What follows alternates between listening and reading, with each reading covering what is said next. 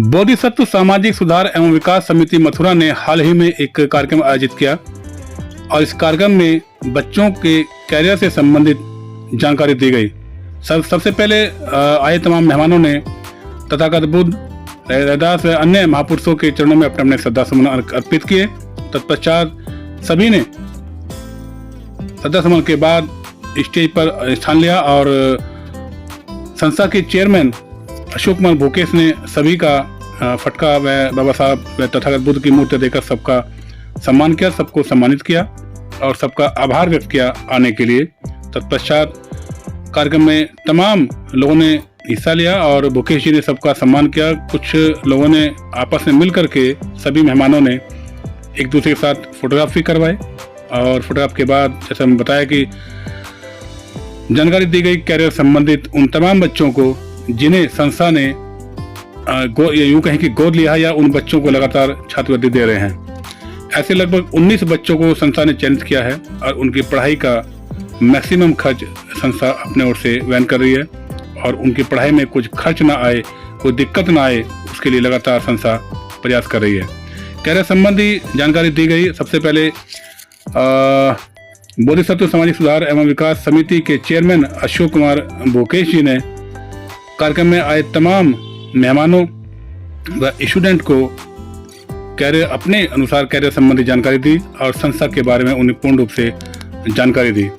और इस संस्था में भूकेश जी ने क्या कहा, आइए पहले उन्हीं की जुबानी सुनते हैं। जो मिनिमम 70% आते हैं उनको चयनित करके सम्मानित करते हैं, लेकिन इस बार एक नया प्रयोग हम लोगों ने किया कि उनमें से जो टॉपर, जो गरीब बच्चे, टॉपर ही नहीं, टॉपर के साथ साथ गरीबी होना चाहिए, बड़े घर के बच्चे नहीं दिए हैं इसमें, और उन बच्चों को उनके भविष्य को निखारने के लिए ये पहला कार्यक्रम हम लोग आयोजित कर रहे हैं।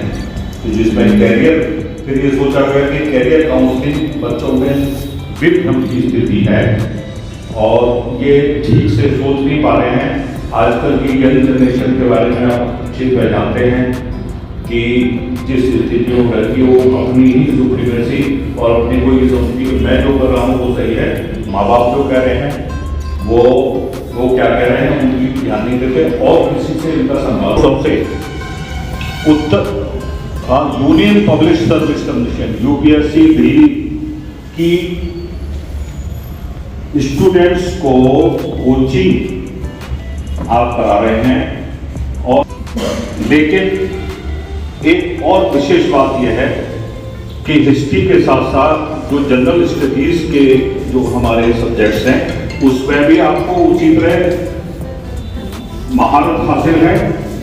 इसके बाद जयपुर से आए डॉक्टर संजय कुमार यादव ने भी बैठे तमाम बच्चों को कैरियर संबंधी पूर्ण जानकारी दी। मैं इलाहाबाद यूनिवर्सिटी से पीजी किया 2004 में और जब मैं पीजी में था उसी के बाद जस्ट आफ्टर 2005 में और 5-6 यानी 9 मंथ की प्रिपरेशन में मैंने इंटरव्यू फेस किया यूपीएससी का। हमारा जो इंटरव्यू था पुरुषोत्तम अग्रवाल के बोर्ड में था, हिंदी के आज के जेल में प्रोफेसर थे, लेकिन दुर्भाग्य था 17 नंबर से नहीं हो पाया। बट उसके बाद मुझे 2007 में जब मेरा मेंस रहा आईएएस का तो उसमें मुझे राइटर्स क्रैम्प हो गया, न्यूरो की प्रॉब्लम होती, उंगलियों में दिक्कत आ जाती है, फिर आप लिख नहीं पाते। फिर भी मैं बहुत सारे मेंस देता रहा क्योंकि हार न मानने की एक आदत सी थी, लेकिन कभी कभी कुछ चीज़ें जो है प्री डिसाइडेड होती हैं कि आपको क्या करना है, वो कभी कभी ऊपर वाला भी फिक्स करता है कि नहीं आपको ये नहीं करना है। 2009 में मैं जेआरएफ हुआ और उसके बाद मैंने 1 साल दिल्ली विश्वविद्यालय प्रोफेसर ठकरान के अंडर में मैंने काम किया और 1 साल में दिल्ली विश्वविद्यालय के बच्चों को पढ़ाया।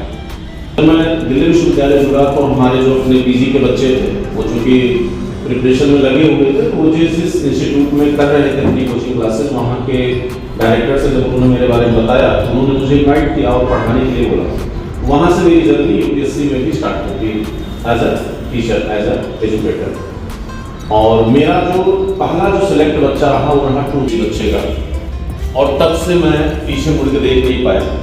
2017 में मेरा PhD कंप्लीट हुआ और 2011 से लगातार मैं इस फील्ड में हूँ और लगभग अगर हिंदी भाषी क्षेत्रों की हम बात करें तो लगभग अपने नॉर्थ इंडिया के लगभग स्टेट में मैं पढ़ा चुका हूँ अभी तक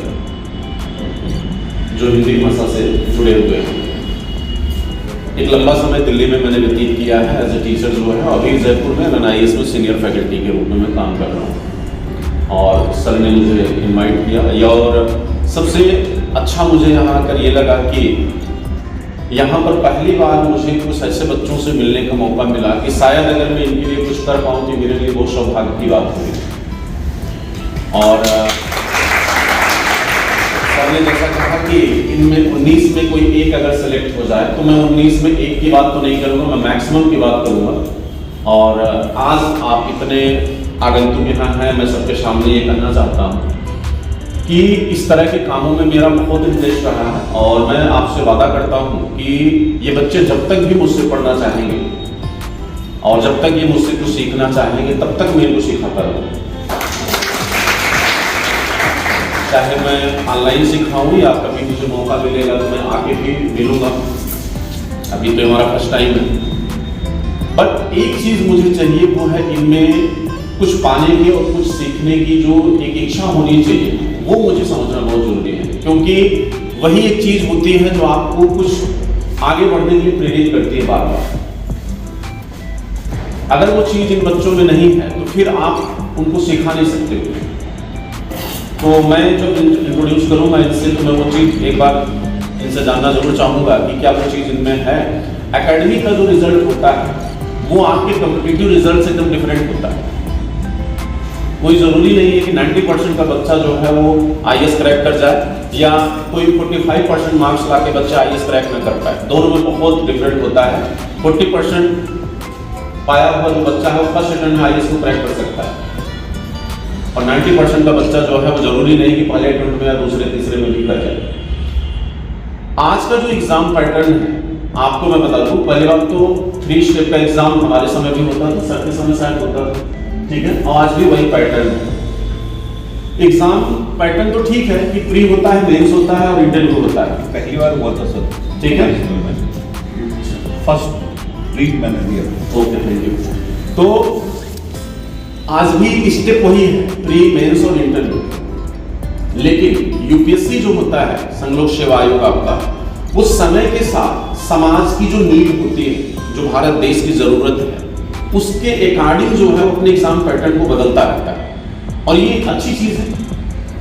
अगर देश को आगे जाना है या समय के साथ चैलेंजेस चेंज होते रहते हैं, समय के साथ चुनौतियां बदलती रहती हैं और उन चुनौतियों से निपटने के लिए अगर हम प्रिपेयर्ड नहीं है तो फिर हम देश को आगे नहीं ले जा सकते। और आप जिस एग्जाम को क्रैक करोगे आप देश के संचालक बनोगे। You are bureaucrats. ब्यूरोक्रेट्स जो होता है किसी देश की धमनी होता है, बिना उसके देश नहीं चलता। मोदी जी अगर कुछ बोलते हैं ना तो वो आप लिख के देते हो तब वो बोलते हैं। वो सिर्फ as a person, as a deciding maker है। जो डिसीजन वो लेते हैं ना वो आप जैसे लोगों की सलाह पे लेते हैं। संसा व अशोक कुमार भोकेश जी का ये प्रयास निश्चित रूप से सराहनीय है और उम्मीद करते हैं कि जिस तरह से भोकेश जी और उनकी संस्था मिलकर के बच्चों को आगे लाने में लगातार प्रयासरत है, वह जल्द से जल्द अपने इस मिशन में कामयाब मोदी हो। सत्व आइए जानते हैं सामाजिक इसके बाद सुधार भोकेश जी ने एवं विकास मीडिया से बात समिति करते हुए क्या कहा। मथुरा निकट गोवर्धन चौराया द्वारा अपने सभागार में दिनांक 12 जनवरी को अति मेधावी छात्रों का एक कैरियर काउंसलिंग एवं वैचारिक गोष्ठी प्रोग्राम आयोजित किया गया था। इसमें हमारे जो बच्चे हैं जिनको हमारी समिति द्वारा एडॉप्ट किया गया है, उसमें से अधिकांश बच्चों में अपने कैरियर को लेकर भ्रांति की स्थिति थी, तो उनकी इस भ्रांति को दूर करने के लिए और उनमें आत्मविश्वास पैदा करने के लिए, क्योंकि मेधावी छात्र हैं ये और 85% से लेकर 95% तक के नंबर इन अनुसूचित जाति के छात्रों के हैं, तो इनमें कैरियर काउंसलिंग की अत्यंत आवश्यकता थी। और इसके लिए डॉक्टर संजय कुमार यादव, ये वरिष्ठ परामर्शदाता एवं कैरियर काउंसलिंग विशेषज्ञ हैं, ये जयपुर में और जयपुर में यूपीएससी की तैयारी बच्चों को कराते हैं, उनको सादर आमंत्रित किया गया था। उनकी और उनकी टीम के द्वारा हमारे 19 बच्चों को कैरियर काउंसलिंग के बारे में उनको गाइड किया गया। इस प्रोग्राम में हमने 19 बच्चों के साथ उनके माँ बाप को भी साथ में रखा, क्योंकि माँ बाप को भी ये पता चला कि बच्चों की तैयारी करने में क्या क्या चीज़ों को ध्यान में रखना चाहिए। इसके अतिरिक्त 9 जो मेंटोर्स हैं जिन्होंने इन बच्चों को अंगीकृत किया है और जिनके द्वारा इन बच्चों को स्कॉलरशिप प्रदान किया जाता है, वो भी सब उपस्थित थे। तो इनके सामूहिक और समन्वित प्रयासों के द्वारा हमारी कोशिश है कि ये बच्चे आगे बढ़ें और कंपटीशन की तैयारी में कर अपने जीवन में सफलता प्राप्त करें। धन्यवाद।